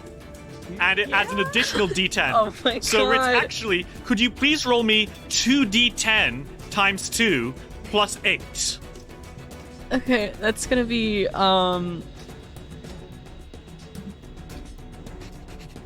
that's gonna be... You rolled maximum damage! This isn't a bit! Oh. This isn't a bit! Okay. Ritz, Now, how did that happen? Huh? Silk, That's 48 damage! you did 48 damage to a creature with 10 HP. How do you do this? Oh my god! It's so nonchalant. These motherfuckers start to, like, advance on us. Silk does not hesitate. Silk pulls a gun straight from a holster around his waist, points it at it, pulls the fucking trigger. A beam of light comes out, and this thing just doesn't exist anymore. Ah, dust is all that remains of the midflit that was there moments ago. And it is gone. Completely and utterly gone. And the scariest thing is, Silk, you have one action left. Silk turns to the other midflits, and he says, "Squishy," and he reloads. You don't have to reload. Not with Hand of the Apprentice, my friend. I don't? I You thought have it was an one action to reload. For a standard gun. Yeah, Hand of the Apprentice doesn't require a reload. Yeah. You shot an arcane bullet, my friend. That thing was made of pure magic energy in the chamber. Am I allowed to shoot again? I don't think you actually have the focus points to shoot again. No more focus points. Silk is going to instead Silk is going to spend his last action casting Glass Shield. Okay, so describe Glass Shield to me, and what's the difference between it and a regular shield spell? It kind of fucks harder than a regular shield spell, because Glass Shield, what you do is you summon a clear glass shield to keep you from harm. It's different in the sense that it has hardness 2 and 4 hit points. So it's much less sturdy, right? Yeah, it's a lot less sturdy. So if it breaks, whoever breaks it has to succeed a reflex save or take 1d4 piercing damage from the glass shards. And how does this particular glass shield look? How does Silk's glass shield look? He waves an arm, and this glass kind of like forms almost like liquid. And it's like you took a mirror to a sky of stars, but it's still transparent, you know? Ooh, very nice. Okay. And Silk, you have created that around you to protect you from the attacks of these poor creatures that you've evaporated one of. And is that your turn, Silk? That's it. Okay. Next in the order is going to be Fiore. Fiore, you see these two midflits. There were 3, now there's 2. Silk has a gun? Fiore's jaw is a little dropped. He's like, okay, wow. And then he's gonna attack one of the midflits. He's like, Okay. well, okay. She's gonna draw his scimitar. You already have it out. You mentioned that you used it to knock open the door.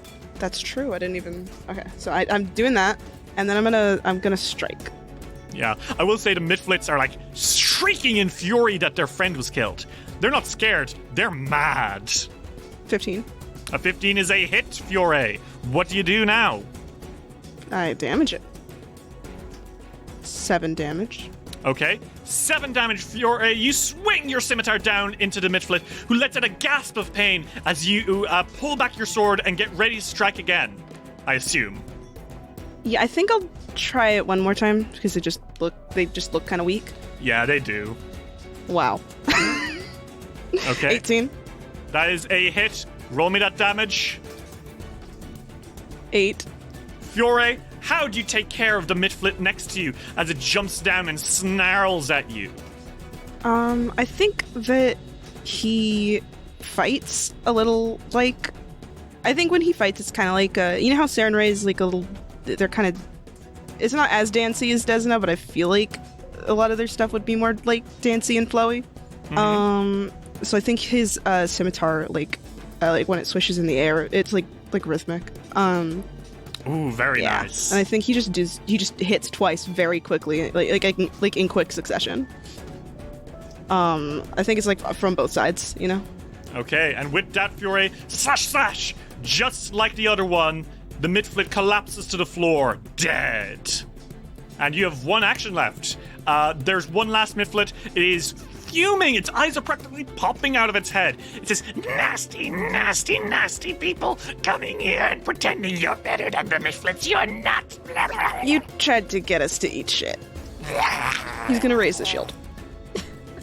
Okay.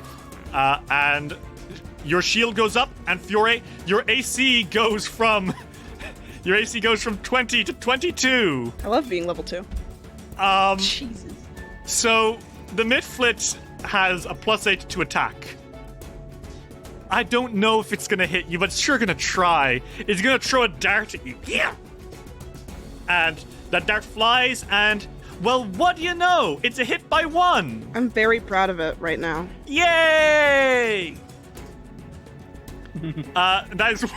That's 1 damage. Fiore, you have the opportunity to do the funniest thing possible here. And use your shield block reaction to raise your shield and block that damage. Then I will shield block actually. Okay. Well, Fiore, your shield prevents you from taking an amount of damage up to your shield's hardness, and he does no damage to you. The dart hits your shield, and you look up over it, and he's like foaming at the mouth, like there's drool coming out of his mouth. He is that angry. With his last action, he's gonna haunch over and say, Horrible, horrible, horrible, nasty, terrible little creatures, all of you. Terrible, you're all terrible. And he's gonna cast, with his last 2 actions, Bane. That's going to require all creatures within 5 feet, which is you, Fiore, to make me a will save, please. Okay. 17. A 17, that is a success. Fiore, you are good, being honest. This awful feeling of bad luck and hatred coming off it, you shake your head and continue pushing through.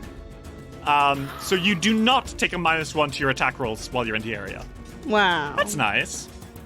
Next in the order is gonna be Alrick. Alrick, you see Silk absolutely decimate one of the Mitflits, and Fiore quickly cut one down to size. The final one is up on the wall above the cobwebs, throwing like darts at Fiore and hissing in anger. Shadows loom on the floor from beneath it, where it has cast Bane, and if you get too close, you're gonna have a bad time. What do you do? Well, thankfully, Ulrich doesn't need to get close because bow and arrow. Uses the short bow to attack. Oh my fucking god. It's a 25. That's another crit.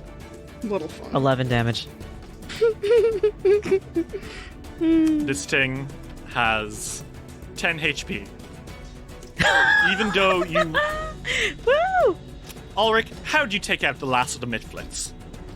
I think they just assessed the situation. Their arrow's already knocked onto the string, so they just pull it back and just breathe out as they let go of the arrow, and it pierces them, the Mitflit, straight in the heart.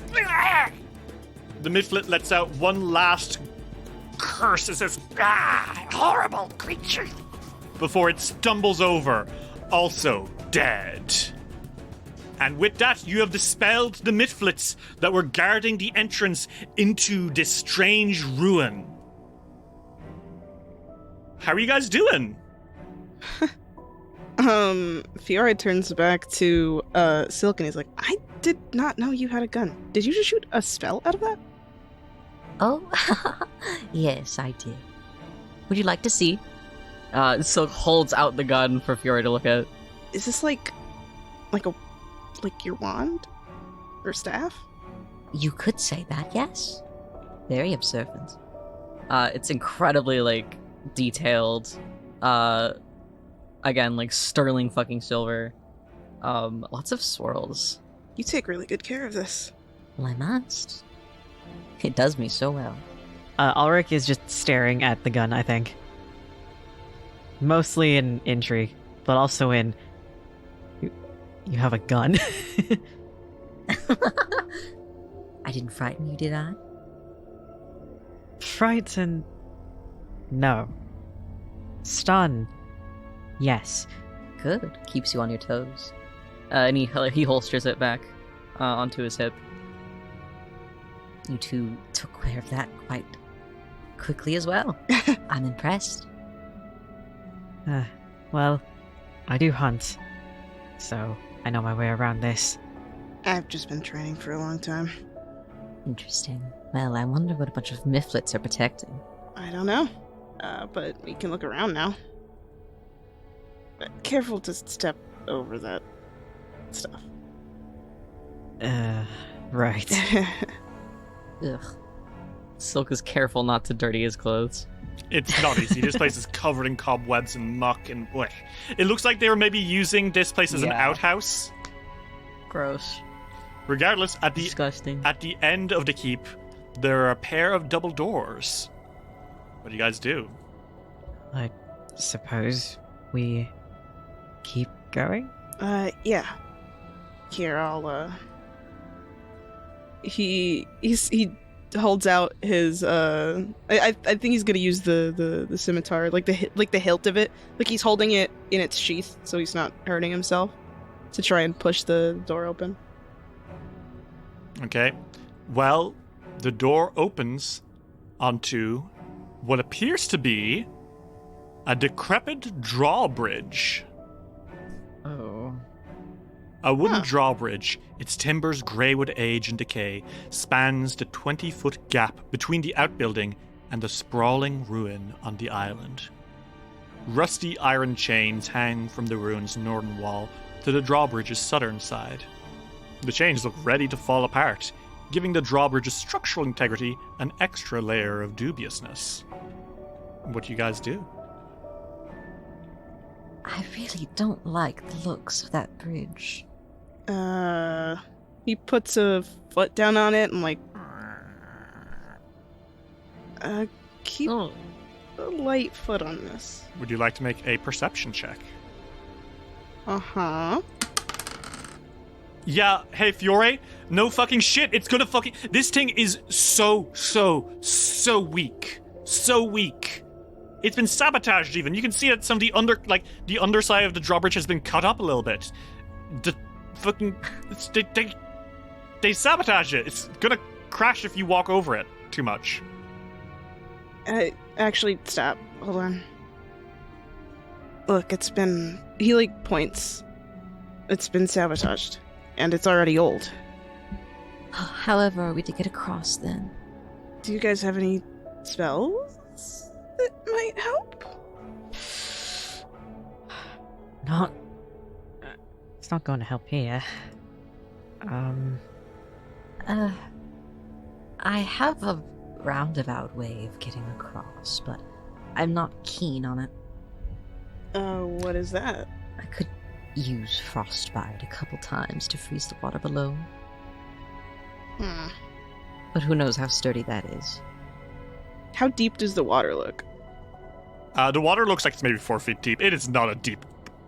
The worst that will happen is if you cross this and you're, if it falls apart. It might not fall apart if you're careful about how you go through it. But if it did, the worst that would happen is you'd get wet. Yuri's like, well, we could just go through the water. It's only 4 feet deep. Silk frowns at Fiora. It is also very green. It is practically moss green water. You can see pond skaters dancing along the surface and strange shapes in the reeds below. Fury's smiling. Silk is crossing his arms. What?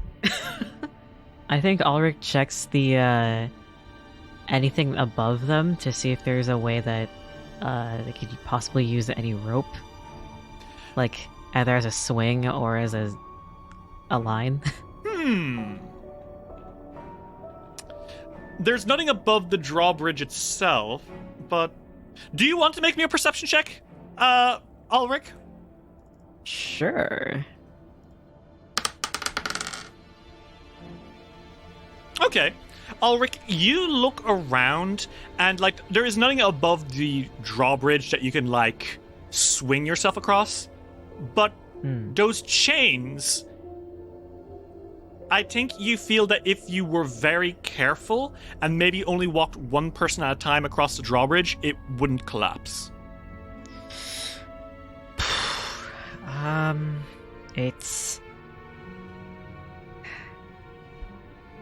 It might be possible, just one person at a time. Oh, yeah, that sounds like a good idea. Dude, I can go fast. If you're sure.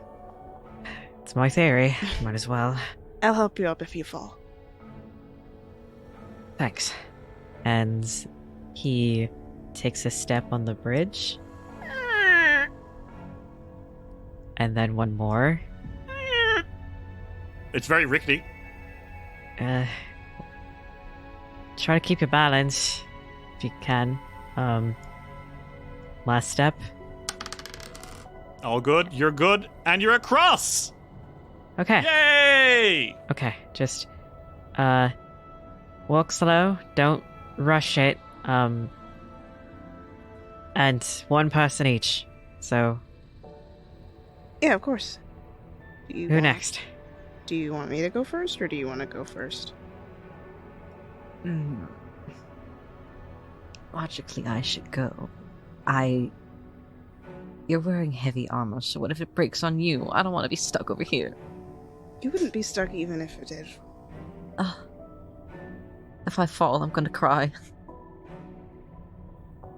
In 50 episodes' time, when we're like dealing with the big bad and like the world's in peril and whatever that's happening, I want you all to think back on this moment where the most pressing issue that these three had was how do we cross this bridge without getting muddy? Hey. Silk crosses so fucking carefully. Okay. I think Alrick also like holds out a hand so that way when Silk steps over, he just rushes them over to the other side just in case. Silk, make me a reflex save, Oh, baby. Silk takes that hand. So, Oh make me my a reflex fucking save. god. A DC, you rolled a what? Whoa. A 12? I rolled Since a Alrick was 12. already... Well, you know what? That is a pass. Silk, you lunge forward, grab onto Ulrich's hand. Ulrich pulls you up, and the bridge collapses.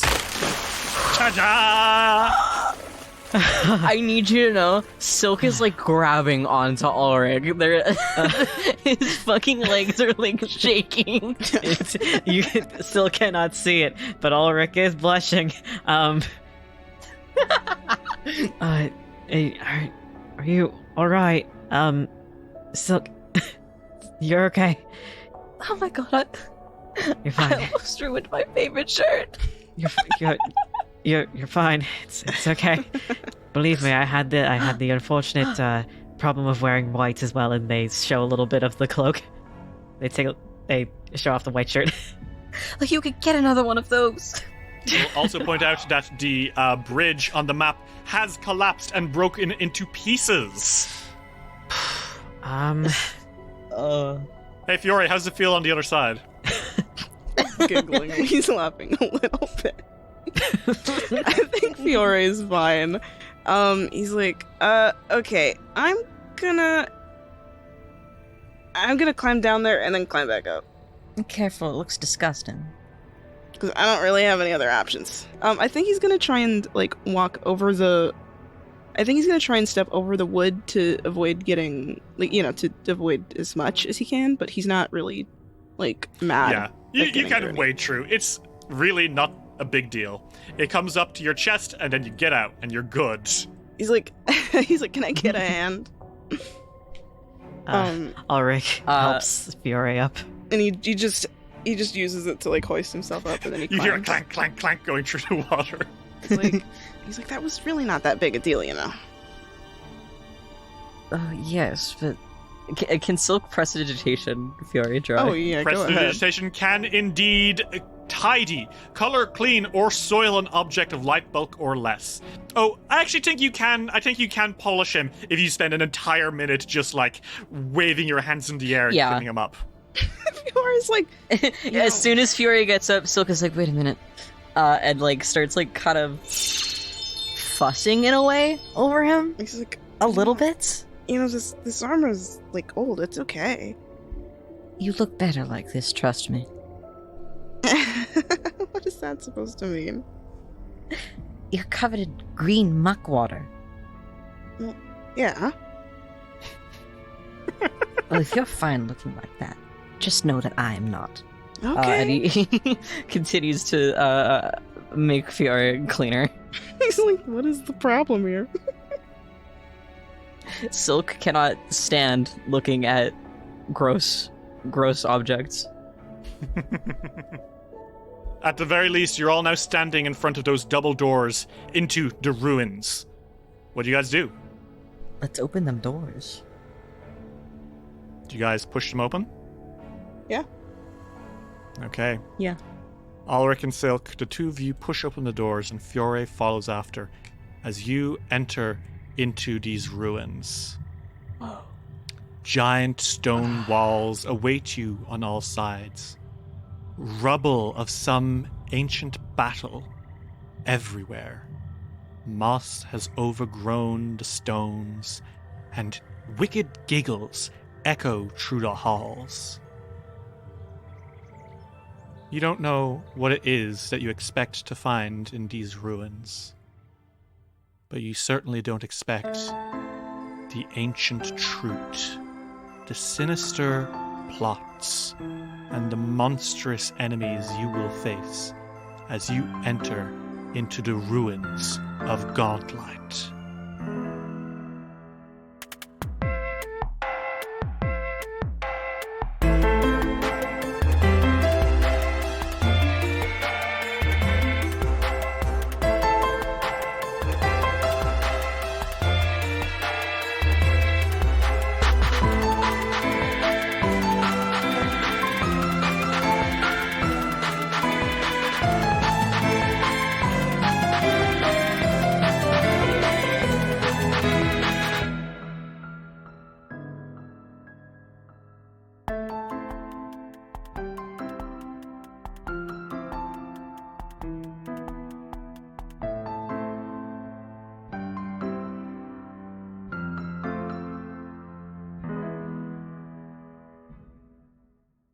This episode of Dice Will Roll would not have been possible without the support of our patrons.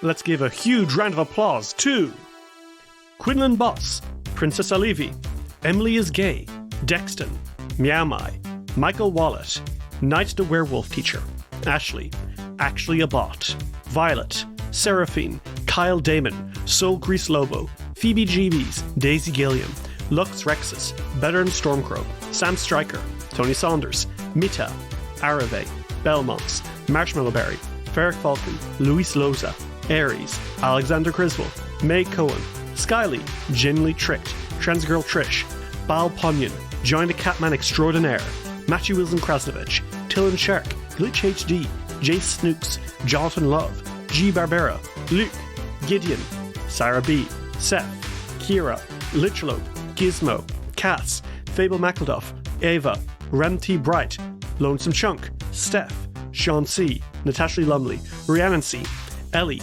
Jenna Mitchell, Kane Kendrick, Sky Evangeline, Triceratops, Anna Maria, Jordan, Emily Laderna, John the Bookworder, SS66 Seeker, and Dame Valerie Return. If you'd like to see what you can get for helping us keep rolling, check out patreon.com. Check out patreon.com/diceroll today, and thank you very much for supporting Abomination Vaults.